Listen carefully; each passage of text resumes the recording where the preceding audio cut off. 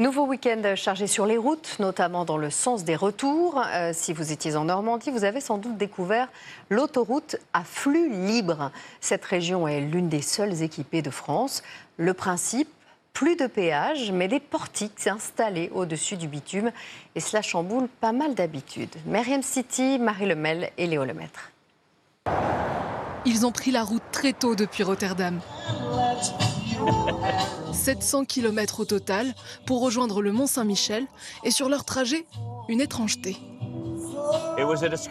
C'était une découverte, c'était un mystère pour nous au début. On s'est dit, c'est quoi ce flux libre? Sur l'autoroute A13, pas une seule barrière de péage. Après de nombreux panneaux explicatifs en français, ils finissent par comprendre. Enfin, presque. Oui, ça c'est l'ancien péage, n'est-ce pas? Et maintenant on roule autour. J'imagine qu'ils vont arranger cet espace, on a juste à traverser. Et pas besoin de s'arrêter. Mais on doit quand même payer. 300 000 véhicules s'engagent chaque jour sur l'A13 et l'A14 les week-ends de l'été. Derrière ces 210 km d'asphalte, plusieurs défis. Une gestion permanente en coulisses. Je vous appelle concernant un trajet qui m'est facturé, que je n'ai pas effectué. Des habitudes à prendre pour les touristes. Je trouve ça pénible. Hyper pénible.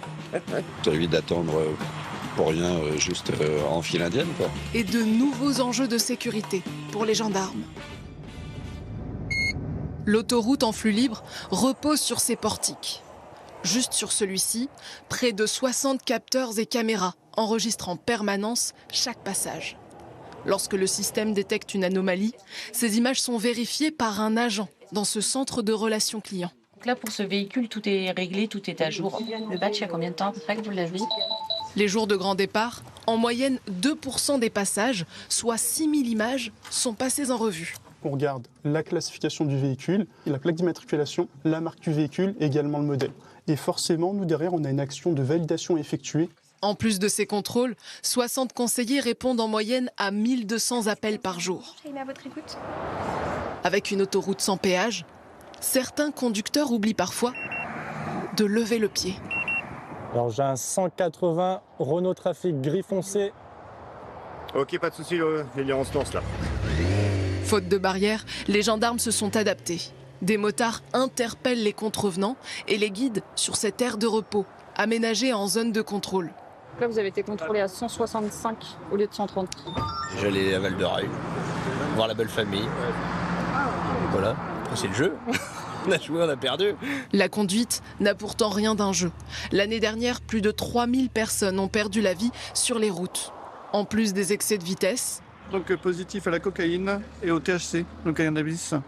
Les militaires effectuent des contrôles aléatoires de stupéfiants. On travaille différemment, ça génère chez certains individus la volonté de se dire comme il n'y a pas ces points d'arrêt, il n'y a pas de contrôle, et ce qui est faux puisqu'on est présent. Sur un week-end de chassés croisés, les gendarmes estiment qu'un véhicule sur 5 est verbalisable.